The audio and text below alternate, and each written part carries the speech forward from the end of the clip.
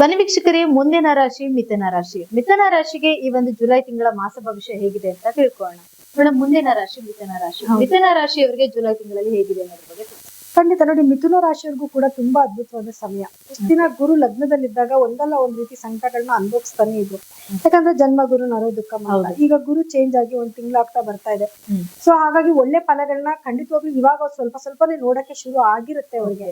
ಗುರುಬಲ ಬಂದಿದೆ, ಒಳ್ಳೊಳ್ಳೆ ಕೆಲಸಗಳನ್ನ ಮಾಡೋದು, ಮನೆ ಮೇಲೆ ಮದ್ವೆ ಕಾರ್ಯಗಳಾಗಿರ್ಬೋದು, ಅಥವಾ ಏನು ಗೃಹ ಪ್ರವೇಶ ಅಥವಾ ಜಾಗ ತಗೊಳ್ಳುವಂಥದ್ದು. ಇವ್ರು ಭೂಮಿ ಎಲ್ಲ ತಗೊಂಡಿರ್ತಾರೆ, ಭೂಮಿ ತಗೊಳ್ಳೋದು ಎಲ್ಲಾನು ಕೂಡ ಇವ್ರಿಗೆ ತುಂಬಾ ಚೆನ್ನಾಗಿ ಆಗ್ಬರುತ್ತೆ.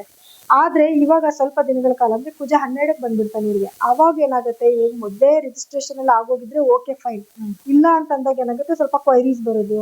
ಈ ಕೆಲವ್ರು ಇವಾಗೆಲ್ಲ ಬರ್ತಾರಲ್ಲ, ಏನಾದ್ರು ನನ್ ಸೈನ್ ಹಾಕ್ಬೇಕಾಗಿತ್ತು, ನನ್ಗೆ ಇಷ್ಟು ದುಡ್ಡು ಬರ್ಬೇಕು ಅಂತ ಬರೋದು, ಅಥವಾ ಕೆಲಸ ಮುಂದಕ್ಕೆ ಹೋಗೋದು, ಈ ರೀತಿ ಸ್ವಲ್ಪ ಸಮಸ್ಯೆ ಎದುರಿಸಬೇಕಾಗಿ ಬರುತ್ತೆ. ಅದ್ ಬಿಟ್ರೆ ಲಗ್ನದಲ್ಲಿ ಸೂರ್ಯ ಇರೋದ್ರಿಂದ ಸ್ವಲ್ಪ ಹೀಟ್ ರಿಲೇಟೆಡ್ ಪ್ರಾಬ್ಲಮ್ಸ್, ಮತ್ತೆ ಕೋಪ ಜಾಸ್ತಿ ಆಗುತ್ತೆ, ಆಟಿಟ್ಯೂಡ್ ಜಾಸ್ತಿ ಆಗುತ್ತೆ. ಸೂರ್ಯ ಇರ್ತಾರಲ್ವಾ, ಸ್ವಲ್ಪ ಆಟಿಟ್ಯೂಡ್ ಜಾಸ್ತಿ ಆಗುತ್ತೆ. ಮತ್ತೆ ಲಗ್ನಾಧಿಪತಿ ಫ್ಲಕ್ಚುಯೇಷನ್ ಆಗ್ತಿರ್ತಾನೆ, ಅಂದ್ರೆ ಹಿಮ್ಮುಖ ಸಂಚಾರ ಹೋಗೋದು, ಮುಂದೆ ಹೋಗೋದು, ಮತ್ತೆ ಕಂಬಸ್ಟ್ ಆಗೋದು. ಅಂತ ಟೈಮಲ್ಲೂ ಕೂಡ ಇರೋ ಬಿಸ್ನೆಸ್ ಅಲ್ಲಿ ಸ್ವಲ್ಪ ವೇರಿಯೇಷನ್ಸ್ ಆಗೋದು, ಮೂಡ್ ಸ್ವಿಂಗ್ ಆಗೋದು, ಡಿಸಿಷನ್ ಕರೆಕ್ಟ್ ಆಗಿ ತಗೊಳಕ್ ಆಗದಿರುವಂತದ್ನು ಅನುಭವಿಸ್ಬೇಕಾಗತ್ತೆ. ಜೊತೆಗೆ ಗುರು 2ನೇ ಮನೇಲಿ ಬಂದಿರೋದ್ರಿಂದ ಹಣಕಾಸಿನ ಅಭಿವೃದ್ಧಿ ತುಂಬಾ ಚೆನ್ನಾಗಿರುತ್ತೆ. ಆದ್ರೆ ನಾನು ಹೇಳ್ದೆ, ಒಂದು 11ನೇ ತಾರೀಕು ಮೇಲೆ ಗುರು ಕಂಬಸ್ಟ್ ಆಗ್ತಾನೆ. ಆ ಸಮಯದಲ್ಲಿ ಯಾರು ಕೂಡ ಶುಭ ಕಾರ್ಯಗಳನ್ನ ಮಾಡಬಾರ್ದು. ಆ ಸಂದರ್ಭದಲ್ಲಿ ಸ್ವಲ್ಪ ಇವರು ಸಮಸ್ಯೆಗಳು, ಅದು ಮೇಜರ್ ಪ್ರಾಬ್ಲಮ್ ಅಂತ ಏನು ಅನುಭವಿಸಲ್ಲ, ಫ್ಲಕ್ಚುಯೇಷನ್ ಆಗ್ತಾ ಇರುತ್ತೆ ಅಷ್ಟೇನೆ. ಬರೋದೇ ಇಲ್ಲ, ದುಡ್ಡೇ ಬರಲ್ಲ, ತುಂಬಾ ಕಷ್ಟ, ಆ ತರದೆಲ್ಲ ಏನು ಇಲ್ಲ.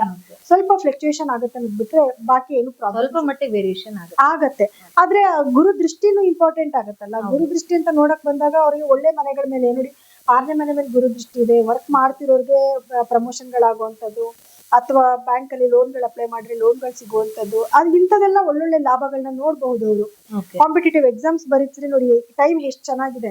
ಲಗ್ನದಲ್ಲಿ ಸೂರ್ಯ ಬಂದಿದ್ದಾನೆ. ಇವಾಗ ಅವ್ರೇನಾದ್ರೆ ಕಾಂಪಿಟೇಟಿವ್ ಎಕ್ಸಾಮ್ಸ್ ಬರೀತಿದ್ದಾರೆ, ಗೌರ್ಮೆಂಟ್ ಕೆಲಸಕ್ಕೋಸ್ಕರ ಟ್ರೈ ಮಾಡೋರ್ಗೆ ಜಾತಕದಲ್ಲಿ ನೋಡ್ಕೋಬೇಕಷ್ಟೇ, ಗೌರ್ಮೆಂಟ್ ಕೆಲಸದ ಯೋಗ ಇದೆ ಅಂತ ನೋಡ್ಕೊಂಡು ಪ್ರಯತ್ನ ಪಟ್ರೆ ಖಂಡಿತ ಒಳ್ಳೆ ಫಲಗಳನ್ನ ನೋಡಬಹುದು. ಇನ್ನ ಅವ್ರಿಗೆ ಏನು 8ನೇ ಮನೆ ಮೇಲೆ ಬಿದ್ದಾಗ ಏನಾಗುತ್ತೆ, ಆರೋಗ್ಯ ಸಮಸ್ಯೆಗಳೇನಾದ್ರು ಇದ್ರೆ ಅದು ಪರಿಹಾರ ಆಗೋದು, ಅಥವಾ ಇವ್ರಿಗೇನಾದ್ರು ಪಿತ್ರಾರ್ಜಿತ ಆಸ್ತಿ ಬಂದಿಲ್ಲ, ತುಂಬಾ ದಿವಸದಿಂದ ಪ್ರಯತ್ನ ಪಡ್ತಾ ಇದ್ರೆ ಆಸ್ತಿಗಳು ಬರುವಂತದ್ದು, ಅಥವಾ ಅದ್ರ ಬಗ್ಗೆ ಏನಾದ್ರು ಮಾತಾಡುವಂಥದ್ದು, ತುಂಬಾ ದಿವಸಗಳಿಂದ ಬರ್ದೇ ಇರುವಂತ ಹಣ ಬರುವಂತದ್ದು, ಅದನ್ನು ಕೂಡ ಇವ್ರು ನಿರೀಕ್ಷೆ ಮಾಡಬಹುದು. 10ನೇ ಮನೆ ಮೇಲೂ ಗುರು ದೃಷ್ಟಿ ಇದೆ. ಸೊ ಅಲ್ಲೇನಾಗಿದೆ, ಆಲ್ರೆಡಿ ಶನಿ ಇದ್ದಿದ್ರಿಂದ ಕೆಲಸಗಳ ನಿಧಾನ ಏನಾಗ್ತಿತ್ತು, ಸ್ವಲ್ಪ ಶ್ರಮ ಪಟ್ರೆ ಪ್ರತಿಫಲ ಅನ್ನೋದೇನಿತ್ತು, ಗುರು ಬಂದು ಕುತ್ಕೊಂಡಿರೋದ್ರಿಂದ ಸ್ವಲ್ಪ ಬೇಗ ಕೆಲಸಗಳ ಆಗುತ್ತೆ. ಅಂದ್ರೆ ಒಟ್ಟಾರೆಯಾಗಿ ಅಂದ್ಕೊಂಡ ಕೆಲಸ ಕಾರ್ಯಗಳನ್ನ ಸಾಧಿಸೋದಕ್ಕೆ ಒಳ್ಳೆ ಸಮಯ. ಖಂಡಿತ ಒಳ್ಳೆ ಸಮಯ. ಸೊ ಹಾಗೆ ಕೆಲವೊಂದಷ್ಟು ಹೇಳಿದ್ರು, ಇವ್ರು ಯಾವ್ದಾದ್ರು ಒಂದು ಪರಿಹಾರ ಮಾಡ್ಕೋಬೇಕಂತ ಅಂದ್ರೆ ಯಾವ ರೀತಿ ಪರಿಹಾರ ಮಾಡ್ಕೊಳ್ಳೇಬೇಕು ಮೇಡಮ್? ಯಾಕಂದ್ರೆ ಇವ್ರಿಗೆ ಲಗ್ನಾಧಿಪತಿನೇ ಬುಧ ಆಗಿರ್ತಾನೆ. ಅದು ಅವಾಗ ಕಂಬಸ್ಟ್ ಆಗೋದು ಇದೆಲ್ಲ ಆಗ್ತಾನೆ ಇರುತ್ತೆ. ಇವರು ಲೈಫ್ ಟೈಮ್ ಪ್ರತಿದಿನಾನು ಕೂಡ ವಿಷ್ಣು ಸಹಸ್ರನಾಮನ ಕೇಳ್ಬೇಕಾಗತ್ತೆ. ವಿಷ್ಣುವಿನ ಆರಾಧನೆ ಜಾಸ್ತಿ ಮಾಡ್ಬೇಕಾಗತ್ತೆ. ಸ್ಪೆಷಲಿ ಇವ್ರು ಏನ್ ಮಾಡ್ಬೇಕು, ಪ್ರತಿ ಬುಧವಾರ ದಿವಸ, ತಿಂಗಳಲ್ಲಿ 1 ಬುಧವಾರನಾದ್ರೂ ತಗೊಂಡೋಗಿ ಒಂದು 1/4 kg ಅಷ್ಟು ಏನು ಹೆಸರು ಕಾಳನ್ನ ಡೊನೇಟ್ ಮಾಡೋದು.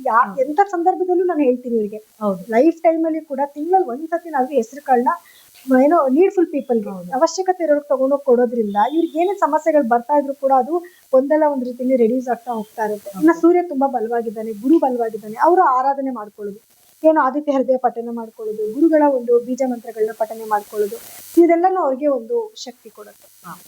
ಸೊ ನೋಡಿದ್ರಲ್ಲ ವೀಕ್ಷಕರೇ, ಈ ಒಂದು ಮಿಥುನ ರಾಶಿಯವರಿಗೆ ಜುಲೈ ತಿಂಗಳ ಮಾಸ ಭವಿಷ್ಯ ಹೇಗಿತ್ತು ಅಂತ. ಹಾಗಿದ್ರೆ ಬನ್ನಿ ಮುಂದಿನ ರಾಶಿ ಬಗ್ಗೆ ತಿಳ್ಕೊಳ್ಳೋಣ.